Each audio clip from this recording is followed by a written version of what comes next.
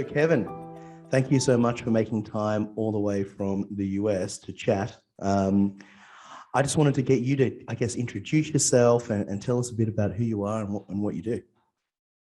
Sure. Yeah, my name's Kevin King. I've been doing e-commerce since before Google existed. So I've been selling online for, I don't know, about 30 years or so now. Started, I think, actually almost 30 years, 28. I think I made my first sale in 1994. My background before that was direct marketing. So the old traditional sending stuff through the postal service, getting people to buy before the internet. I have a degree in business from Texas A&M University. I've never worked for anybody since I was 16. It's the last time I 16, 17 had worked at a pizza place and McDonald's, and that's the only time I've ever worked for anybody. So I've been an entrepreneur my whole life.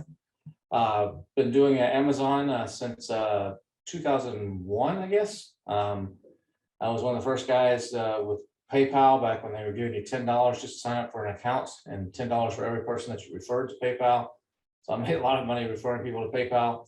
I remember when Amazon was just books and CDs and DVDs and whatnot.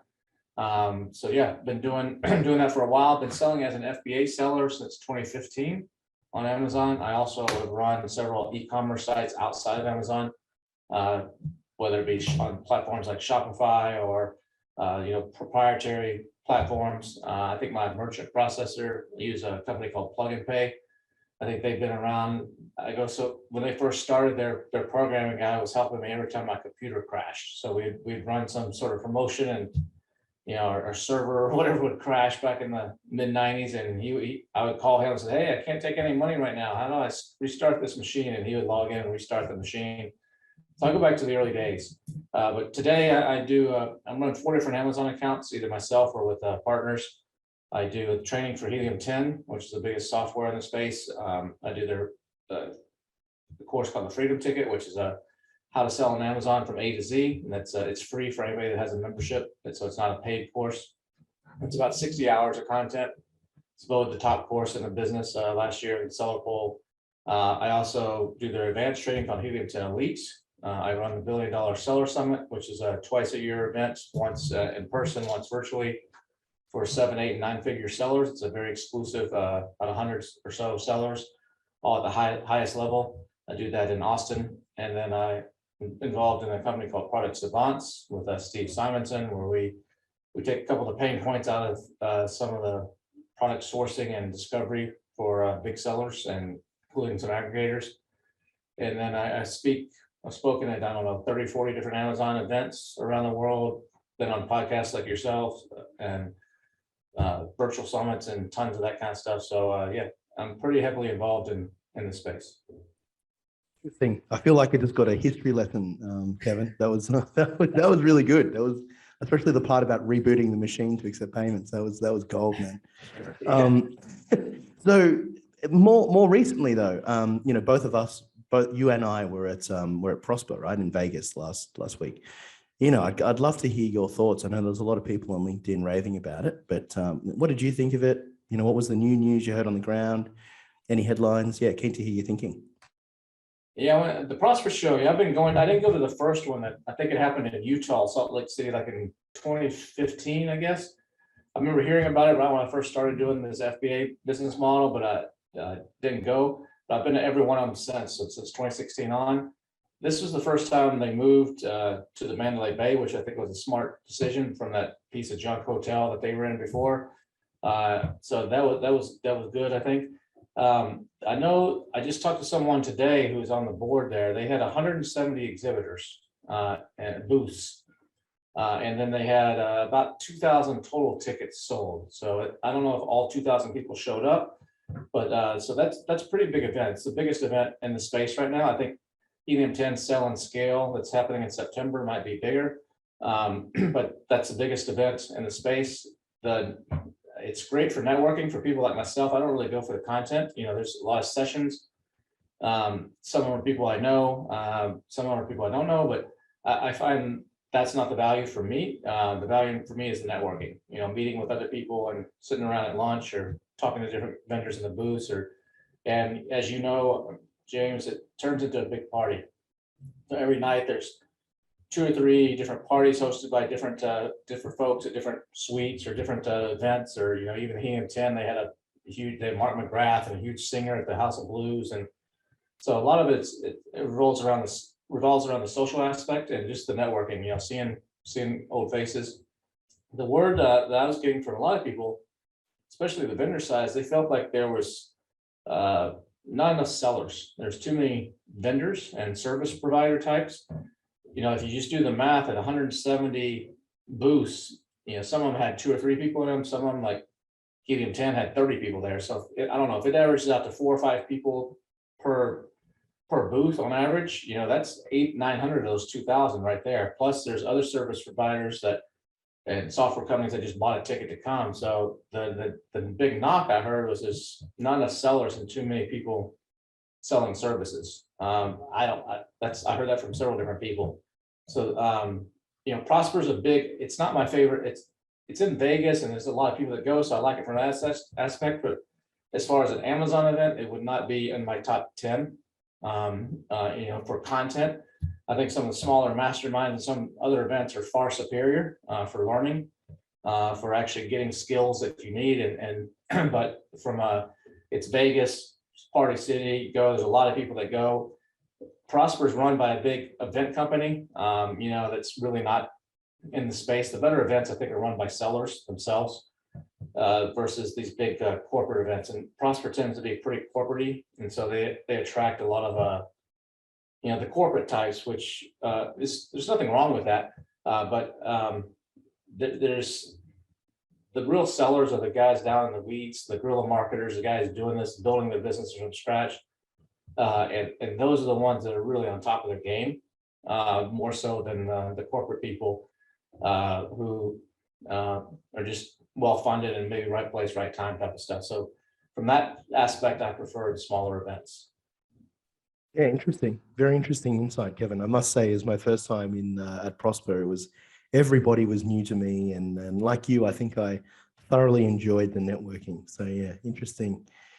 Certainly Yeah, it's interesting. great to be. I mean, if you've never been to an event, don't get me wrong, the event's not bad. I've been to so many all over the world, including what's happening in Ukraine right now in Kyiv. I spoke at an event there 3 years ago for Amazon. So there's a huge Amazon seller community in Ukraine, and they had spoken at an event there. So there's lots of different types of events, but if you've never been to one, it's great to get out and you can talk the language of other people. As you go there, everybody knows, when you say what you do, they know what you do. You don't have to explain it to people like you do your friends or your family or something like, what the heck are you doing? Everybody gets it. So it's nice. And then you can put faces to some of the people you've dealt with by email or seen on Zoom, go have drinks with them. So it's really cool to get out to events like Prosper. And Prosper draws a lot of people. So that's a good thing. It's a big event. Yeah, for sure. You and I were both there, and I don't think we even ran into each other. So yeah, that's true. That's true. So next question for you, Kevin. So on the back of that, we're now kind of 3 months into 2022. What's your big prediction for Amazon selling for this year? Well, I mean, a lot of people ask me all the time, is the time past to sell on Amazon? Is it too late to get started? Or is it, all the good products gone or whatever? And I say, no, I think right now is the best time ever. Amazon has grown so much, just from when I started selling on FBA 7 years ago, the sheer volume, whether you're on a big keyword or on a small keyword, the sheer volume, a small keyword that you may be ranking on in 2015, you might sold 5 units a week. Now that same keyword, because Amazon's just grown so much, you're selling 100 units a week or something. So the opportunities are huge. It's not easy like it used to be. It's not, just going to Alibaba and sticking your name on something and throwing it up on Amazon. Is the chances of that succeeding are greatly reduced from the past. It's become more of a big boys playground. You really, to make a good go of it, you need good money, and you need good software, and you need good people. I mean, that's not to say that someone can't start this business and has a side hustle and make a little bit of money. There's a huge community in Pakistan of 800,000. They call enablers, I think. 800,000 people that are learning how to be VAs or to sell on Amazon. And for someone like them to be able to come on to whether it's Amazon or Walmart or Shopify or whatever, to make $500 or $1,000 a month profit, that's life changing. But for me and you in Australia, me in the US, that's not going to do anything for us, really. Might get us a few extra beers at the pub or something. But that's about it. So it depends on your perspective. But if you're looking at this from a real business perspective and to make serious money from in the Western culture, you need some money, and you need to really have some good branding and some good differentiation, and that's where a lot of people are struggling right now to give it a go, and the competition is getting fiercer. And so knowing how to use the tools and knowing how to use the proper tools, there's a lot of people that start selling and then end up developing tools, and some of those tools are great, some of them are pieces of junk, but knowing which tools to use and how to use those tools to see the opportunities is more important than ever. And then having a firm grasp on your financials, knowing your true numbers. A lot of people that sell on Amazon, including some of the biggest brands, don't really know their true numbers. And you really got to know that from the logistics side to the advertising side to the sourcing side to all the little fees that get added in. And you really got to factor all that in, or you might have good cash flow, but you don't have good profits. And so those are some of the critical things that in 2022 and beyond, people need to pay attention to. Some of the biggest opportunities out there, I think, right now are in creating brand new products. But to create a brand new product, that takes some branding, that takes some education, and a lot of people either don't have the money or the patience or the know-how to do that. Amazon's still a great platform to launch on, or it's going out and doing licensing deals. I think there's a huge opportunity in licensing right now. On Amazon, where you can go to some of these bigger brands who may want a presence and they've tried Amazon, but they hired some kid out of college for 40, 50,000 a year that doesn't really know what he's doing, and it didn't work for them. But if you go and take the US Army, for example, if you're selling a flashlight on Amazon and it's a tactical flashlight, and you come out with James's tactical flashlight line, nobody knows who you are. You're going to have to do all kinds of innovative things to just try to get ranked and get some reviews. But if you come out with that same flashlight and say, this is a US Army tactical flashlight, soldier approved or whatever, because you have a licensing deal with the US Army and you can put their logo on it. Yeah, you're paying 6 or 7% in a licensing fee to them, but that's almost like a part of your advertising expense or part of your tacos or something. And that immediately gives you credibility and sets you apart. And so I think there's some major opportunities in that side that a lot of people just aren't looking at right now that I think could be exploited. And so the opportunities are huge on Amazon, and the tools have gotten more sophisticated. The data is there. If you just know how to use the data, you can find a lot of golden opportunities. Yeah, no, I think that's, everything you said makes complete sense. And certainly the part about, building a brand, like, I don't want to use the word properly, but I would say, really investing in building a brand and, achieving credibility and all these things is certainly something I'm hearing a lot. And it makes a lot of sense, right? Gone are the days of just getting some product, as you say, and slapping it up there with your name on it. Like, I think you need to really, really invest beyond that.